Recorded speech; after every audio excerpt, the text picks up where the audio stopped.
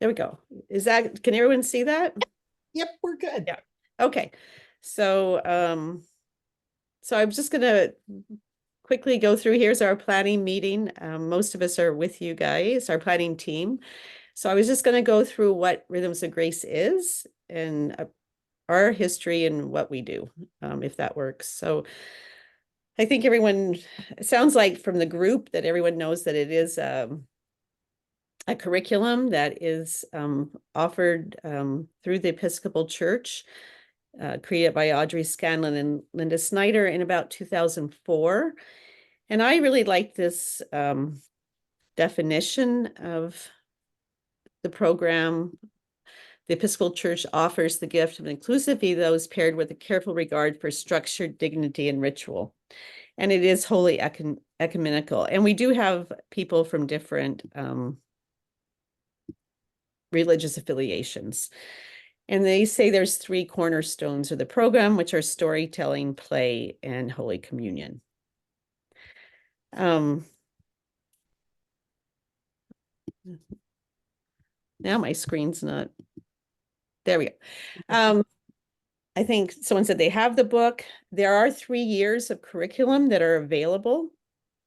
It actually follows the lectionary calendar.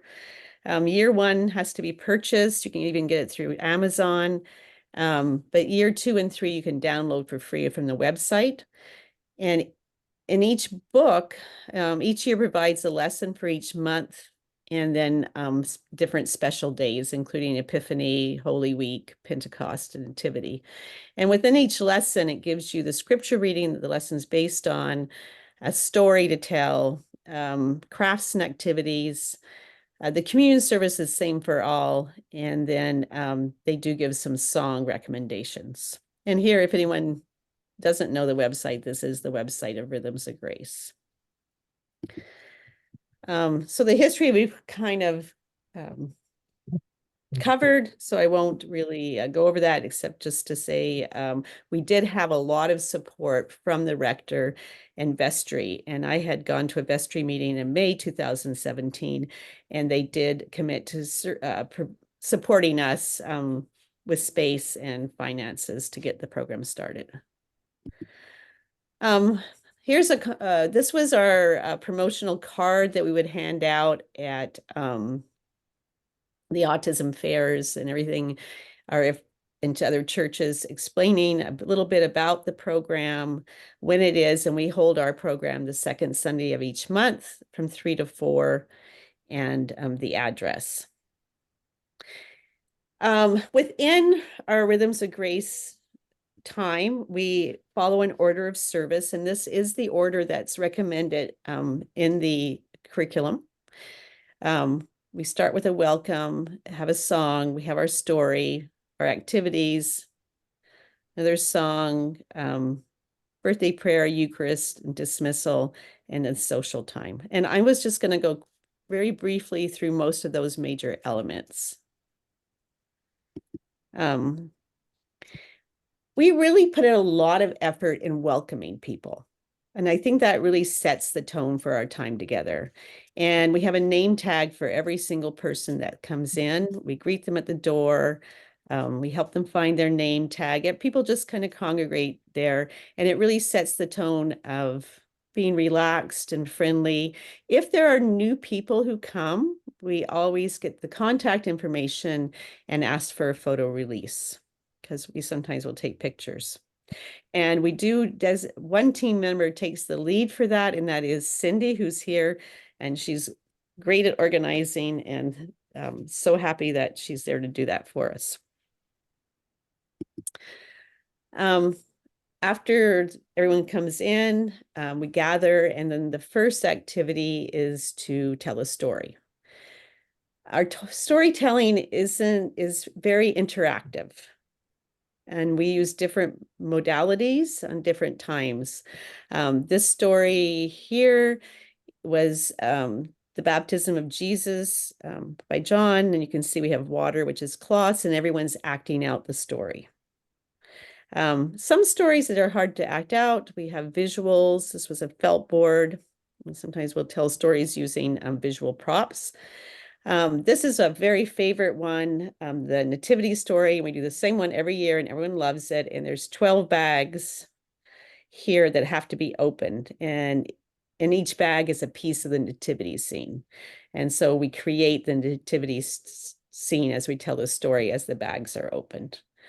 So we do really try to make the story time very interactive.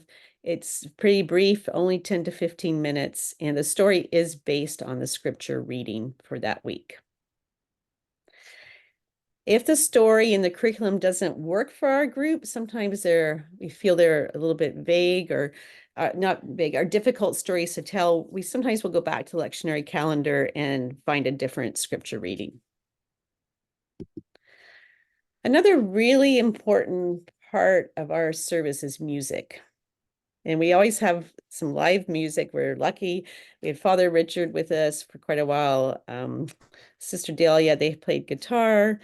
Some of our congregants bring their musical instruments. We call it the band. Right now we have a music director, a pianist, comes and plays music. And we try to use songs that we can do actions to and really have fun with the music. And I have a video and I don't think it's going to play, so I'm just not going to do it right now. We can try it after if we want to see. But we often will do actions and really make it a fun time.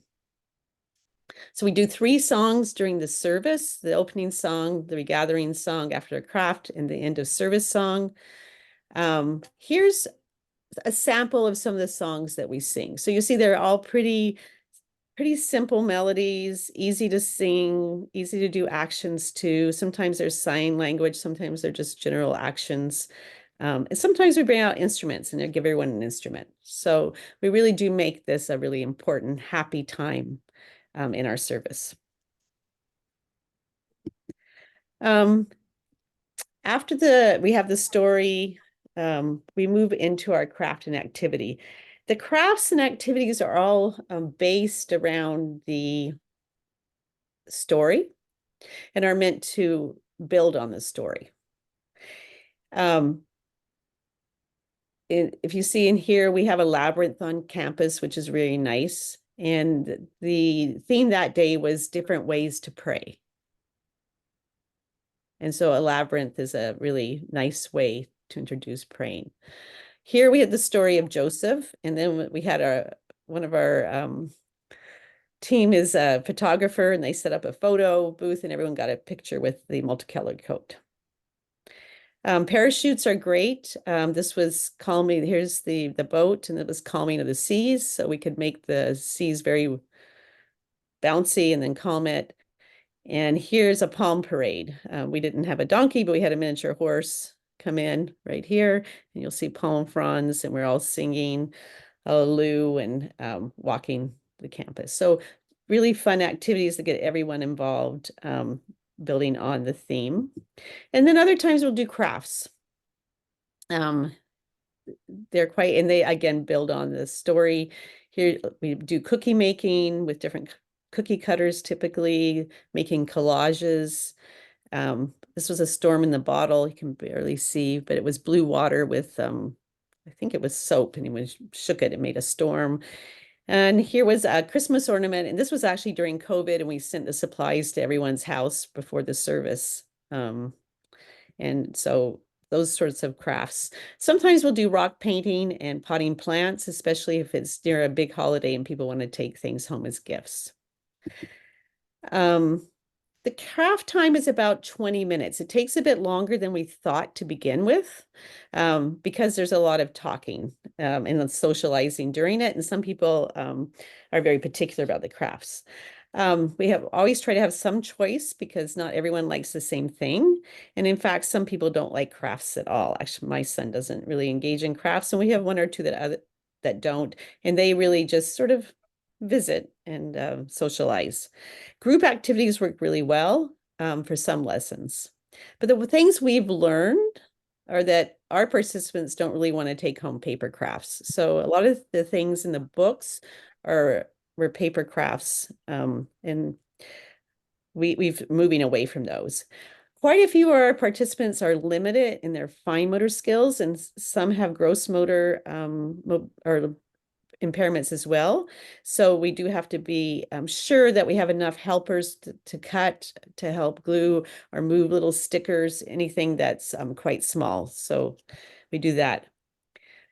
Everyone seems to enjoy the cookies or the bread dough crafts because they love it, and then it bakes during the rest of the service and they get to eat it for social time. So that's really popular.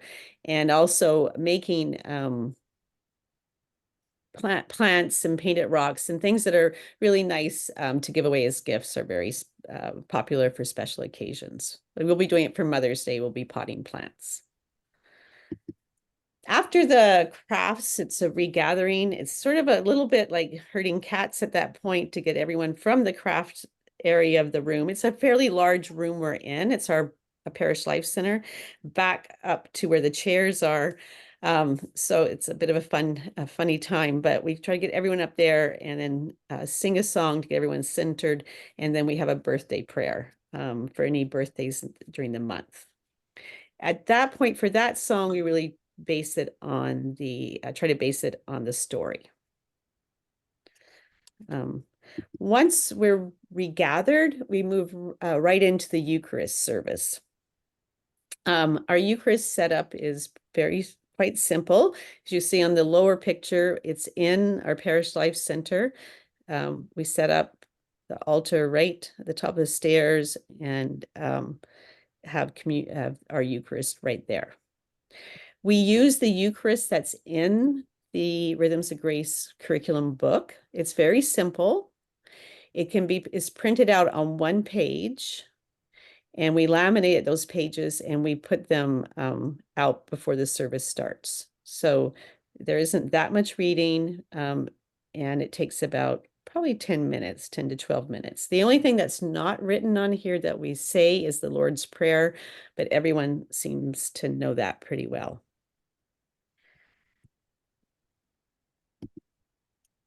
Our setup for Eucharist is a little different than we have in our main service.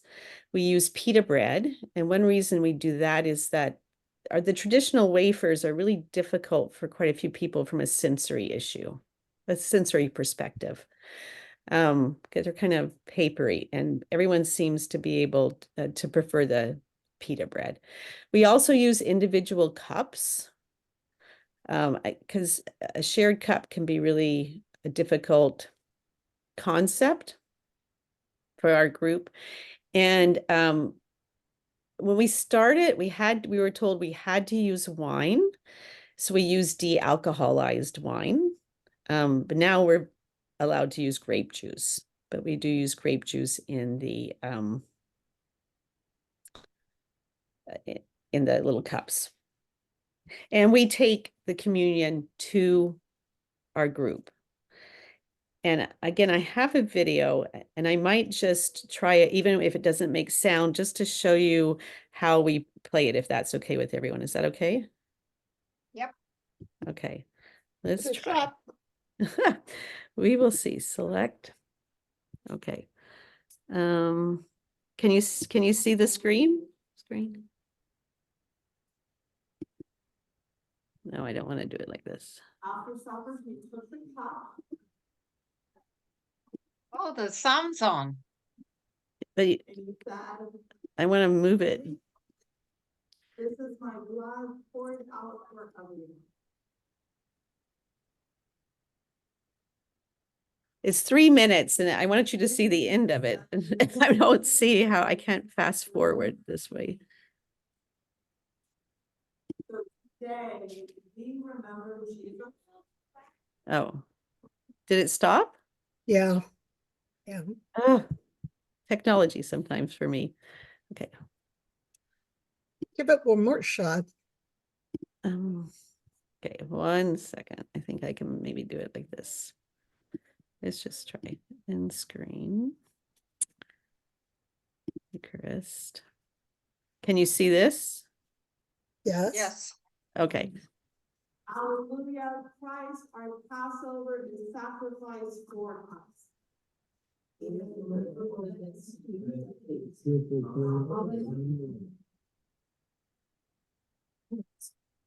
don't see the movie though. No, we're not seeing the movie. Oh, you're not seeing it? No. No. Okay. We can try maybe after if people are interested in seeing how we do it, but we actually, the presider takes the bread and then, sorry, it's playing in my background. And then we have one person take the small cups and someone follow behind with a bowl. And then we just go through and give communion to everyone that's in the audience. Okay, so let me go back to this. Play from current side. Okay, and that's how. And then after communion, we have our dismissal and our final song. And then we move into social time, and that's another really important time. People, we always have a nice snack, some fresh fruit, anything they've baked, or something seasonal, sometimes some cookies or popcorn, coffee, and people will really visit, and we have different tables set up. And during COVID, we were outside a lot, and occasionally we'll still move outside. And people often spend 30, 40 minutes just socializing. It's a very important time for our group. And then, as Joan mentioned, beyond our Sunday service, this has grown into something that is really special. And the guys, I say the guys, but everyone, there's some gals too, can get together. This was a luau at one of the guys' house. Cindy and my son lived together, and that was their house. And this is a birthday party of another group that attends Rhythms, another birthday party. And then in Chico, every Friday and Saturday, most Friday and Saturday nights, there's free music at a place called The Barn.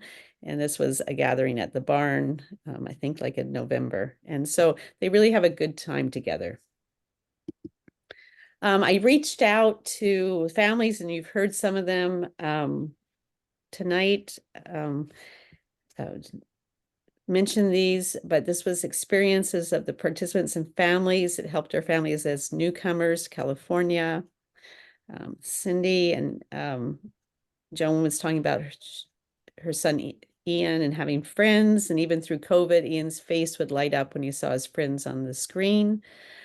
Another parent who's bringing the younger kids. We love our OG because it gives our grandchildren the opportunity to interact with a wide variety of people. They've been able to forge affectionate friendships with some of the leaders and participants. And the simple message each month is perfect for them. And they love the crafts, especially if they can eat them afterwards. Yeah, they love making cookies or bread dough crosses. My goodness. Well, who doesn't love that? That's great. And it smells good. And this one I thought was really neat. It's something I've personally experienced, but another mom wrote, "My son and I have been attending Rhythms for years. It has meant so much to us. He loves going to church, but through the years, we have tried many churches and found that they were not very welcoming to a special needs family, or they didn't have the accommodations we needed. We always feel welcome and are accepted at Rhythms and have made great friends there." And then my last one is questions. I'll end my show. Yeah, and I hope that helped show what we do. You just need to turn off the sharing. Oh, do I? Okay. Yes. There we go. Oh, thank you. Go. Oh my gosh. Sorry about that, guys. Who has questions first? Amy. Thank you. I have a couple, and then I'll ask one, Heidi, then you ask one. And then if there's time, I'll ask another one. My first one, though, is about support. And I know you said there was real support from your clergy, your staff there at the church. And you mentioned space and money to start. But I'd like to dig into that a little bit more, because this feels so essential to me when you're doing a program like this, is what does support look like from the community? So could you just delve a little bit more into that? And, what specific support did you get? So like I said, we had the space was not it was fine, but they supported, and then they gave us startup funds from we have a special fund for children's ministry and special ministries. And then there was great support when Father Richard was reaching out to people, had brought on Jeff and Cindy to start, had spoken to them even before they moved to California. And when we put the word out that we were interested in doing this to our congregation, we actually had a couple of retired teachers come on board. And then I spoke to Joan, my friend here, who's also a retired special ed teacher.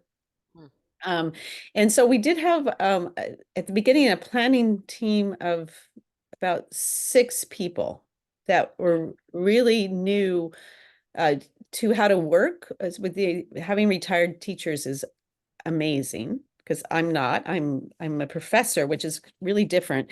And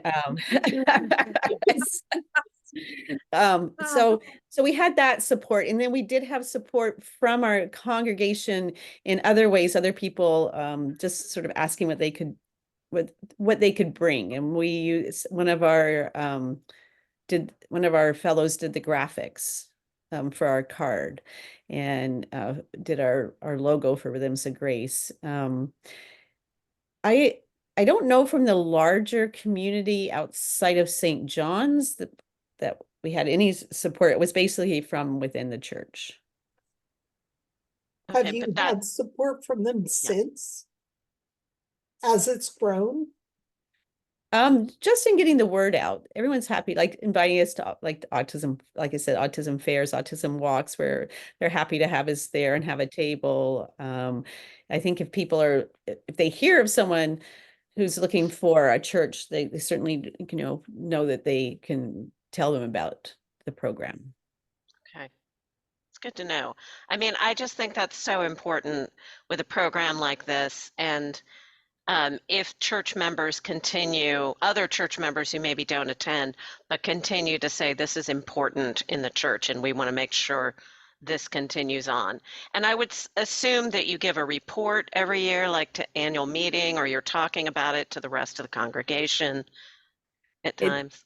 It's brought up, especially when it was Father Richard, because he played in the band, and he loved it. He would bring it up in a lot of his sermons, actually, are talk about it quite a bit in church. But even with he's not there, it's every time we have a service, it's mentioned. People are very aware. And what we've noticed, or especially over this past year or two, is that our congregants are now coming to our larger group, our larger church functions. We had a band at our church, or pre-holiday bazaar, and we had a great turnout from our group. They came to the Thanksgiving dinner, came to Easter brunch. I know my son, who is really very disabled, he's starting to come to coffee hour.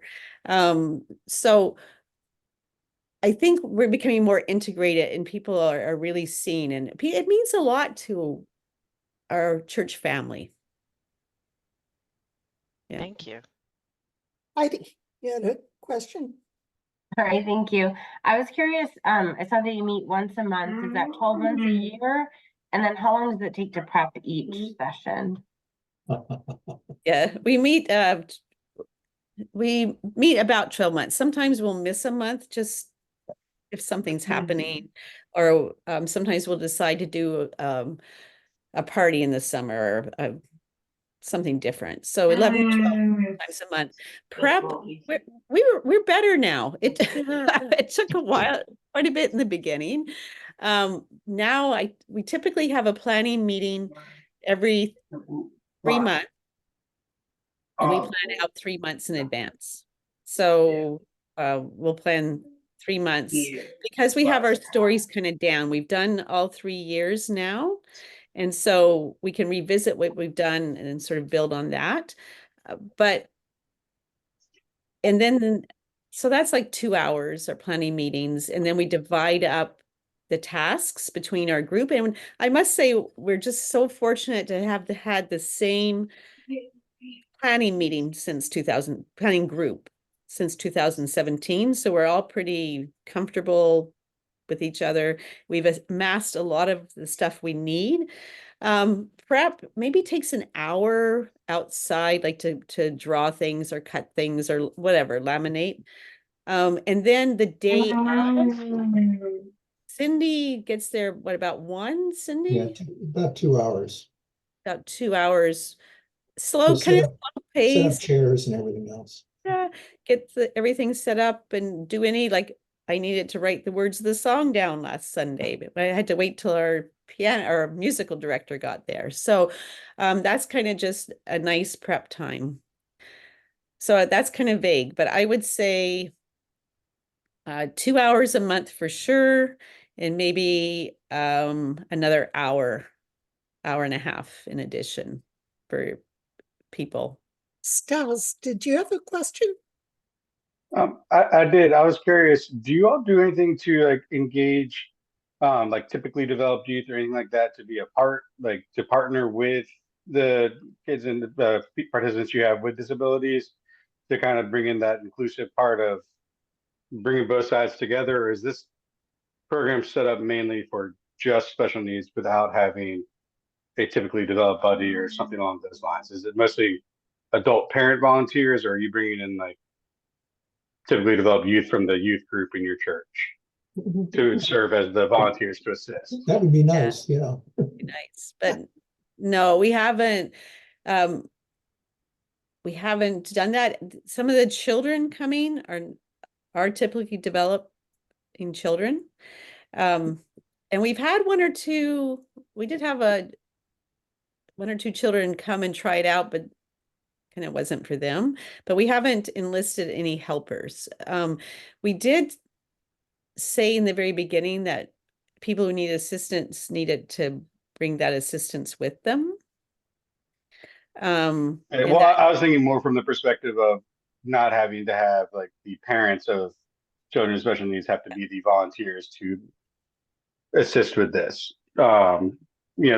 That was one of the biggest hurdles we had at our old church was for our Sunday school programming. The only way that we could make it adaptive and work for our children, even though there are other volunteers teaching the Sunday school, we had to go and be the volunteer that was assisting with our son rather than having any of the youth or other volunteers receive some type of training to be able to do it, to allow us at that time, but parents in general, that break of not having to be on the entire time. Yeah, and I think if we were serving more of a pediatric population, a child population, we probably would have thought beyond it. With our adult population, many of them come with caregivers. And if the parents are there, we do have, the one thing we do have, we've always made sure that we have extra hands available, parishioners that come. So we have 2 or 3 parishioners who just come to the service to help. So sometimes we do have parents who come with their child, and you see that they want to socialize, and typically one of our volunteers will step in at that time. But we haven't done anything sort of really thoughtful of bringing in children to help other children, because we just haven't been in that position. I think it would take a lot of training depending on the needs of the child. Yeah. Oh no, I'm not saying like fully for the kids, but I'm thinking more in lines with like one of the youth group. So I'm at the diocese for Virginia, but like my family, we're involved in a lot of different things in our county. And the Young Life has a meet me in Capernaum where it's about 40 special needs children from 12 to 21 that are coming there, but all the volunteers who are running the programming, like there's adults who are there, but it's youth volunteers who are, acting out the stories and, providing the pizza. And, if a kid needs to go to a sensory break over in a corner, one of them is the one sitting with them, to allow the parents that time for themselves to have their own Bible study, whether it be the adult Bible study that's going on in the other room, or just to have a break from it, is kind of where my question is. And me looking at it from the diocese perspective to roll out to our entire diocese is thinking of it in that regard. Amy, you had a comment? What? Yeah, I just wanted to comment. I know I've heard from other groups who have done this, that sometimes it kind of depends on who you have, but they've had families where, the siblings of a child who, like an autistic child, their siblings might be there just participating and helping if they needed to, but that all the kids just really enjoyed it because it's so interactive and hands-on. So it was one of these that really allowed families to work together. But also, Stas, to your point, I think there probably could be a way to develop this with a support system in place with more volunteers, so that there could be something for parents if that was desired. Okay. I think it just, I have you all polled your parents as to what they might want out of this time? Is there something special? I have a comment about it. We have not polled our parents, but I was the one that sort of pushed that we have not necessarily a parent, but a responsible person with each client, or each, that I'm using the wrong word, but with each attendee. Because I'd had bad experiences in other churches doing special classes where, like for instance, a group home of 6 people would be dropped off with no one and just brought in. And then my husband and I, with maybe a 3-year-old and a baby, and then we've got a group home, and then somebody needs to go to the bathroom and somebody else is having a temper tantrum. It can be very dangerous. And so I would just point out that whoever is, some of our people can have some issues with behavior, or with maybe some are runners, would be outside. Oh yeah, my son was a runner for a long time. But the main point I wanted to make was, we had developed such a friendship among all the parents. For one thing, a mother's group has started off of an offshoot of it. And plus some of the parents, one I'm thinking in particular, had not been able to have I'm going to say communion, but Eucharist for years, because her daughter couldn't tolerate a regular church. And so she could come and be with her daughter and have Eucharist. So it's been a positive thing for us. Our parents have all sort of become very close friends. And our mother's group is now an advocate group outside of the church that's advocating for other things for our guys. So I hear what you're saying, but I've had bad experiences, and our church is small. We don't even have hardly a youth group. There are no, we don't have that middle age group of people in our church, like 40-year-olds with teenagers. We just don't have members in our church. We have elderly and we have young, but we don't have that in our church to draw from. But what you were getting at is, could it be like a respite for you? And we haven't worked it that way. You can't just drop. Yeah, well, I mean, the other part of how I'm thinking is incorporating, rather than keeping the two things separate, having the youth group engaging with, I'm looking at it from the church I'm at, where it does have a large youth group and it does have a large special needs community, but it's kind of bringing the two together so they're not always separated. And it's, more of accepting, bringing them into, they're not the ones who are caring for the children, but bringing them into color, to work with, to buddy up. The school my son's at has kids that come in, volunteer to come in, and they'll play during the free periods with them, on the basketball court, or just typically developed children engaging with children with special needs is where I'm coming from. Not fully taken care of, and the teenager is now responsible for my son, but more the bringing them in so that it is not like a, why is this child different? It's, they're different, so am I. We can be together. Yeah, that's super. Sounds like It's you kind of, it's have kind an of the way opportunity. I am approaching this and looking at it. Sorry. Sounds Where like is you that? have an opportunity to do that, at least through social interaction initially, Yeah. maybe, and then work it into church. think it would Christina, be did you have great. a question? Comment? Thought? I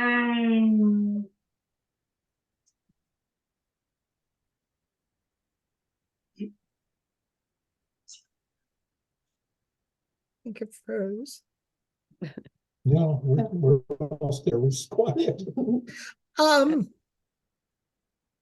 question I had for all of you, you've been heading this up for a while. Do you have plans to bring in new blood so that you can maybe at some point move on to other things, or at least pass Oh, you mean on like some as, of as your- the leaders, as the planning as group? leaders? Yeah. Actually, it's kind of, my husband will say to me, what happens when? I don't think we have any certain plans, and our church right now is really in a state of change because we're have an interim and we're, searching. So I think maybe when things get settled down, it would be nice to attract one or two sort of maybe younger, less white hair people who might want to go on. But I think we right now we have the energy and the stamina, and we're rolling right along. But it is something that I know is in the back of my mind for the next couple of years that Yeah, you're in hopefully an we get. interim period after a 25-year rector, so it's going to be a while before things settle down. Yeah, well, we only have the interim for another 6 months? Yeah, Yeah. but after a long pastorate like that, it takes a Yeah. while for So, things to. but I shift. honestly don't think like the church is part of the church now. So, and we have quite a few teachers. So I'm pretty sure that we'll be able to attract. We also have just in the last, I think 2 years, started a Sunday school. So they actually really complement each other. And so I think we That's have. interesting. How do they complement each other? Do you see that? Well, we're doing godly play. And so from some of the stories, we've been using some of the materials from the stories. I guess that's what. And just in the way of the mindset of, I mean, they're very different because that one's very quiet, and but the groups of people, I think there's some crossover just because it's curriculum and different formation. Yeah. Anybody else have questions? Sorry, one more question. I was really interested to hear about using the labyrinth, and how does the labyrinth work with this group? Well, they love it. They enjoy walking in it. But also they became very mindful of following the path. And I think they got the idea that you can do a walking meditation. Like, so it wasn't a sort of a no talking time, just being within yourself and just giving another way to be thoughtful with Christ. And so it worked quite well, actually. We do have some mobility impairments, and so that was a challenge for a walker or something, but we have a beautiful campus around, so we can do a few other things. Yeah. Great, thank you.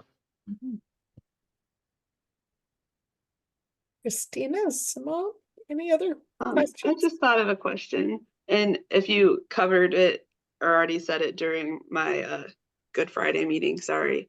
Do you have any people that come to the service that aren't really a part of the special needs community, but just come because they enjoy the service?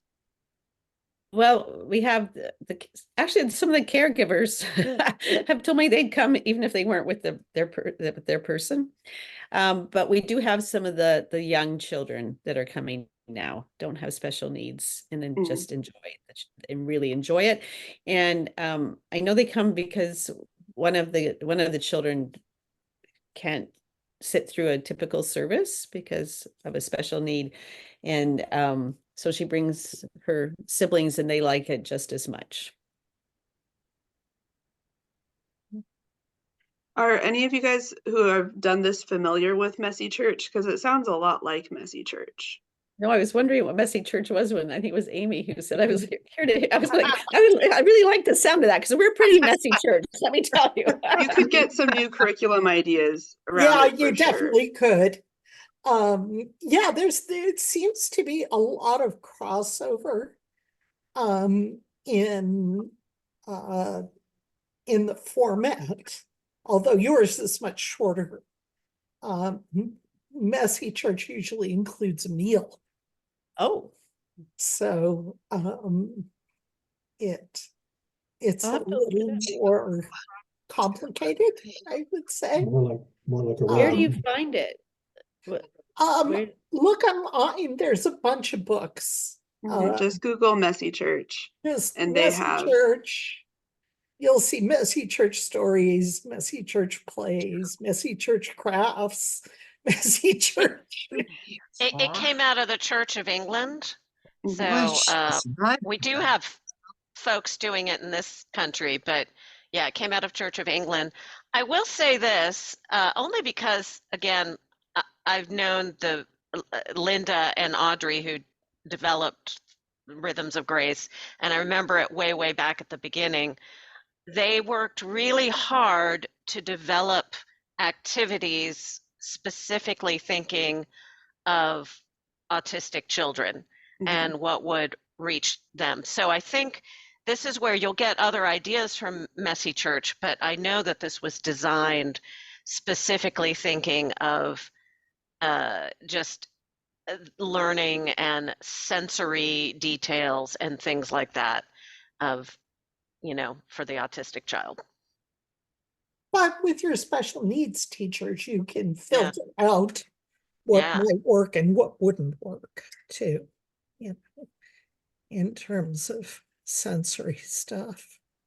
And we don't do some of the sensory things just because of our space. We have a carpeted space, so like things like sand and stuff just don't go well. You know what I mean? So it's there's all sorts of things go into it, but because they do have quite a bit of the sensory activities in the book, which is great. Yeah.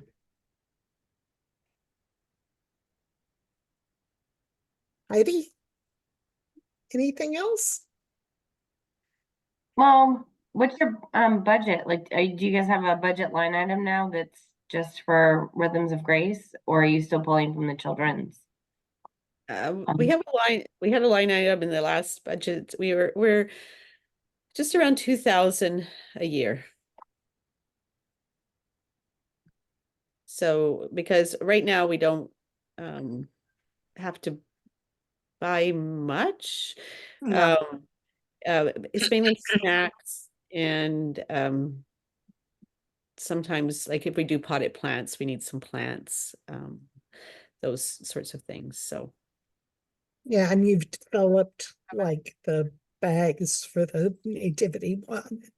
Some of those things you reuse. We just reuse. Yeah, we have a nice storage area. We have bins marked with each month and everything, so many things we don't have to get it. And we try to use very natural things like pine cone ornaments at Christmas, sort of things like that. But occasionally we will order from Oriental Trading, something special to do. Thank you. Christina, can you see this working in your setting? I don't know. Because the communion well, piece is very my- different. What? The communion piece would be different. Yeah. But we do communion. And the liturgy isn't against what we think. I interned at an Episcopal church. Like it's very I'm very ecumenical in our churches. Very ecumenical, and I miss that in some ways. But right now, our senior pastor asks us to make like goals every year, and so my goal this year is to do a messy church service and see if that program fits for us. And so in my mind, I'm thinking of being like, oh, or I could do this. I think that the messy church fits the needs of our congregation more right now, but I really like the idea of this as another thing to add or try at some point. Yeah. I didn't, everybody else knew that this was a book. I had no idea. So I was like, oh, it's a book. It's already a curriculum.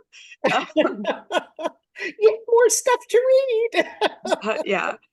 More things to read. But like, I know that you said, Teri, that it's really different from godly play, but like I'm trained in godly play and it has a similar rhythm. Like it might be a little more rambunctious, but it has the like storytelling activity, gather back together for the feast at the end.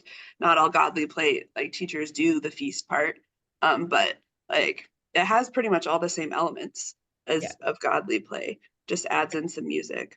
And we're a little bit more, rambunctious and noisy, I think, than or the godly play that I had learned when I went to the introduction to it. It was a little quieter. And I'm not sure about this in the story. I don't know if the stories are interactive in godly play. And no, they aren't. and But in my mind, it's like the structure of story, activity, or the order of service. Feast. Like it's the same order in that way. But you're right, they aren't interactive. It's very much the leader, the storyteller tells the story and everyone else watches. And Reverend Annie has even part of something she brought in. She's even made the Eucharist interactive in a way that I think has been just wonderful. That was something that nobody else had thought to do, maybe. Yeah. Can you say more about that? What do you mean by interactive? Well, the first, she's just been with us briefly, but like, for instance, the first time she was there, she said, now I'm older and my eyes aren't what they used to be. So I need someone to hold the paper up so that I can read the service. And do I have a volunteer? And of course, everybody's, pick me. And so that was what she did for the first one. This last one, I was out of the room, but I understand my son helped with whatever it was she asked. Do you know? Same thing. Yeah. I was cooking. we were baking. You guys were baking. But anytime that I'm not a teacher, but I've just noticed that the teachers we have, they always make the stories interactive. And it's just wonderful. It just really makes such a difference with special needs people to be, not just talked at, especially autistic people.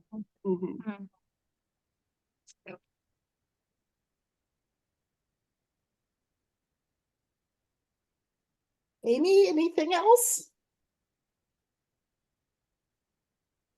Well, I've just always thought that this was a really good program, and I just love hearing how you're doing it in your church, and I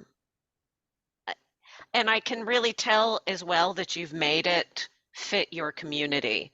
And I think that's also really important, is adapting things to make it fit, and not just fit your community, but grow out of who you are. So I love that. Love hearing that.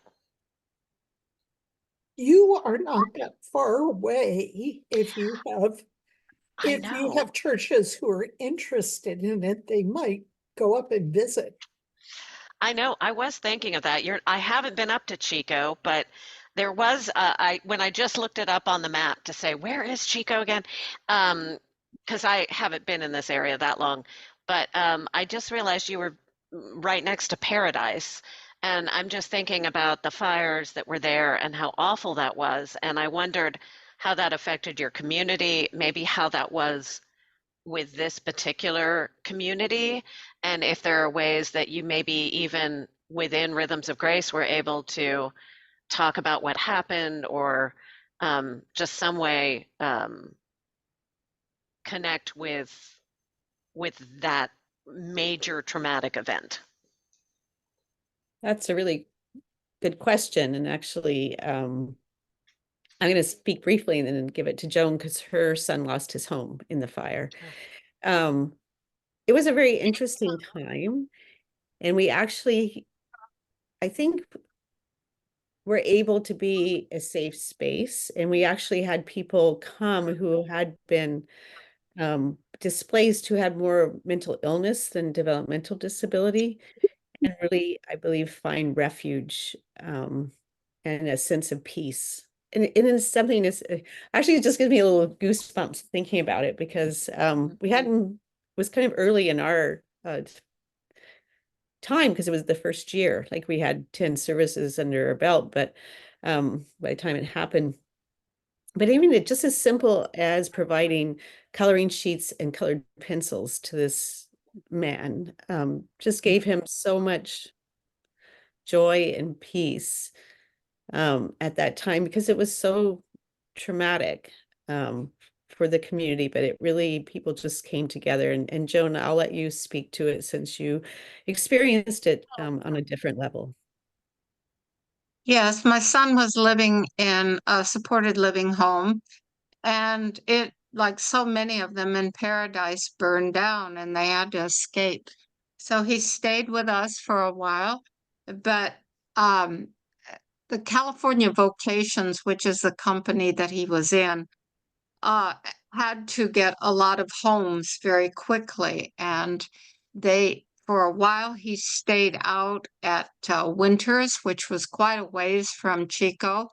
Then he moved to Oroville, but it was a time when you could just see that not just my son, but all of them were kind of searching for their home. They wanted to go back to their home, and they were just wondering what in the world was going on. So Rhythms of Grace was one place that stayed the same. The people were the same. So this is very important in a time of transition or a time of crisis, to have one thing that stays the same.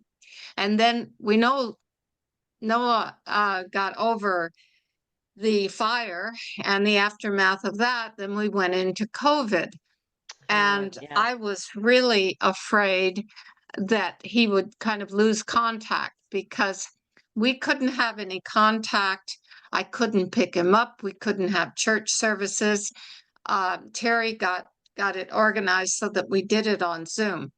My son has no reaction to screens whatsoever. He doesn't watch television, he doesn't watch video, but because he had developed this contact, he would see the faces. And that's the reason he sat still in front of that screen. So not only he, but his other two roommates would watch Rhythms of Grace. And it was great, because again, I couldn't go there to be with him. So we had to count on him recognizing the program, recognizing his friends, and of course the staff there. They helped him with some of the crafts and that sort of thing. The essential thing for him was the refreshments. That was missing, but nonetheless, he enjoyed seeing his friends. And I'm so glad that we were able to have, how many lessons did we have? 10? Teri, or more than that, before the fire and the flood and the plague and everything came? Was it 10 lessons or 12? I think so, because the fire was in November, right? And so we started in January. So January. So actually, we didn't have that much background or development, but we had enough so that this core was developed that I think the other, all the people in the core reacted to. They wanted to come back even before it was safe to come back. And the fact that we had Zoom, I think, made a big difference. And then Cindy would go from house to house to house, kind of like a trick-or-treater, the opposite of. She would drop things off for them to do because, for instance, Ian, they didn't have supplies for crafts. They didn't know, how to do that. So she would go to each individual house, private home, supported living home, and then she would drop off all of the things that they needed. So that really kept it going. And then when we first came together, we had to have it outside. So I was yelling the stories and I could hardly wait to get back inside where I wouldn't have to use my outside voice all the time. But it was an adventure, and I don't know, I think we held together, which is always good, in a group, to feel the strength of the group. You not only held together, you grew. Yes, we did grow. We did. And we didn't lose people. I know I've taken classes and, we lost people, never came back. I don't know what happened to them. They moved or whatever. So this group has managed to maintain. Yeah. Yeah. Do you do anything online now? Oh, I think we got kind of tired of it. I don't know. I don't have any desire because, again, it's very difficult for my son to zero in and get meaning out of a rectangle. It's just a flat rectangle to him a lot Okay, of times. That's fine. I just was But curious. that's my son, and there's a lot of different differences in the Sure. group. Sure. Oh, what we do is Teri discovered that when we were on Zoom, we could have tapes, and we could have little short films. So that was different. We never had that when we just got together physically, but once we were on Zoom, she would find these short little film clips, and that caught I think most of the guys' attention, because most of them enjoy watching something moving on a screen.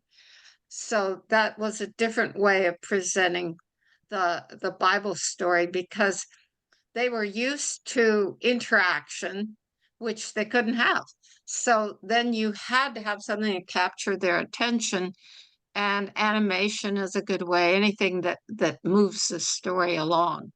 So that helped when we had to be on Zoom. Do you think, this is designed to serve the people you have. How do you think it would change if you had kids with other neurodiversity issues? Oh, I don't You think it think makes any difference at all. I've taught kids from preschool through 8th grade, and I don't think it makes any difference. So you think Maybe it can be tailored to the needs of whoever's there? I think so. When I was doing some research, a church from Texas sent me a nice video of one of their whole services. And they actually probably had a good 15 kids, or maybe even more. And they were all probably sort of elementary school age. And because we were thinking we would probably attract that and have a broader age. And it was actually the same order of service. They did things like have carpet mats instead of just chairs. And I think they sat a little bit more in a circle. But But they were basically kids with autism, not were, other yeah. issues. Well, it was hard to tell from the videos, but I think Okay. you know, neurodiverse.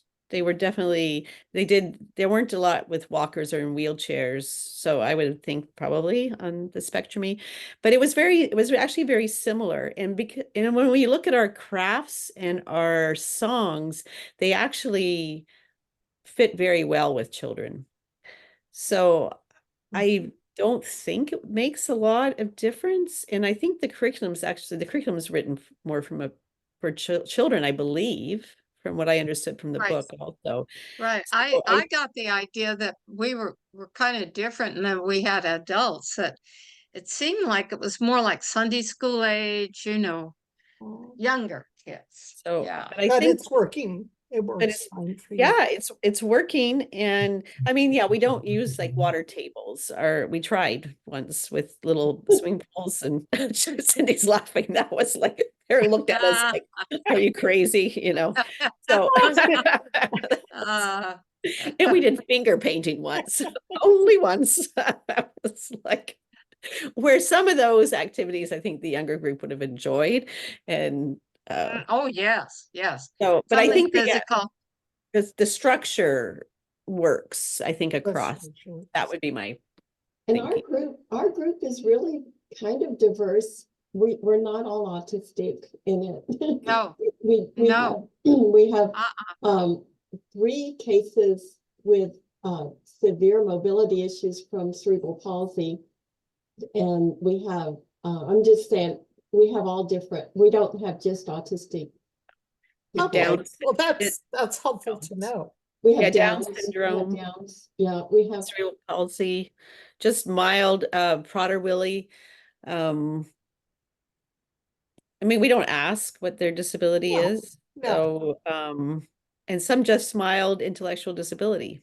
right, Even a woman who lives on her own, but she enjoys coming. right. Right.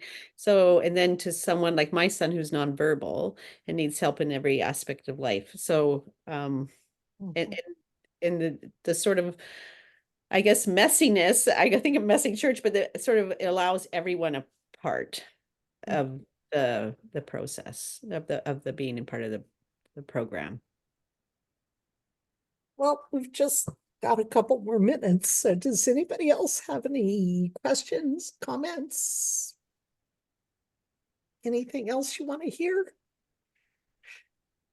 I was approached by a mother today that wanted to know if we did the whole service in sign language because her daughter is deaf and she would only consider bringing her if we did the whole thing in sign language.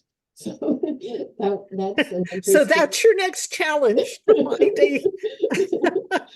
a sign language interpreter.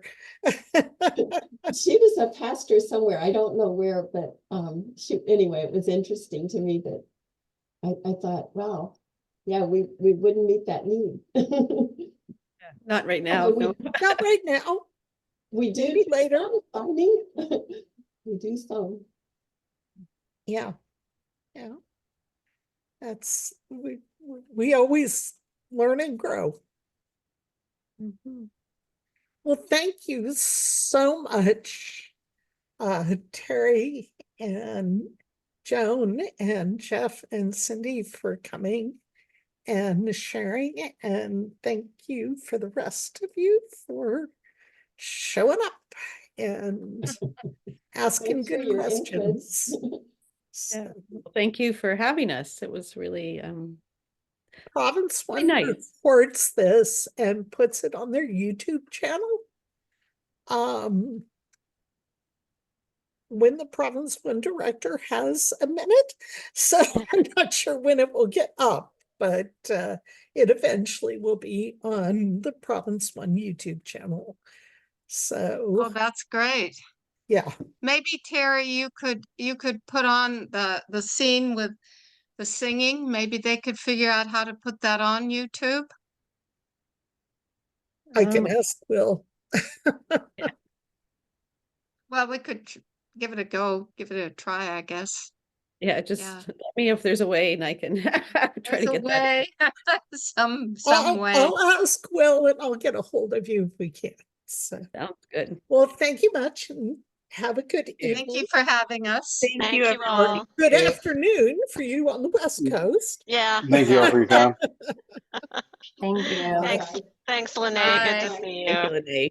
And Bye. thank you all from Chico. And I'm so glad to know about you and what you're doing. And maybe there is a way that we can do something, have you here in the Bay Area, you know, for a That'd be great. workshop or Yeah. something.